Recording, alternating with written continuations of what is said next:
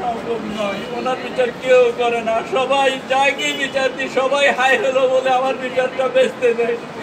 ওনাকে purpose hi hello ওনারা, আর কোনো বিচার নাই ওনাদের কাছে।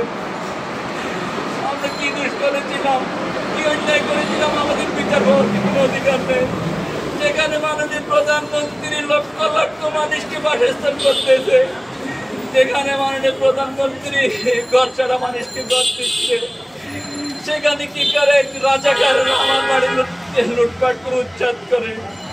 একজন রাজাকারের ছেলে, উনার এত ক্ষমতা বর্তমান আওয়ামী লীগ সরকারের আমলে কিভাবে উনার পিতা একজন রাজাকারের নাম স্কুলে মুক্ত করে। আপনারা এখন বুঝুন, দেখুন আওয়ামী লীগ সরকারের আমলে কোনো রাজাকারের ছেলের নামে কোনো রাজাকারের নামে স্কুল সরকারি যেখানে নিষিদ্ধ, সেখানে উনি কিভাবে এই কাজগুলো করে, কিভাবে এই সরকারের কাছ থেকে এত সুযোগ সুবিধা নেই।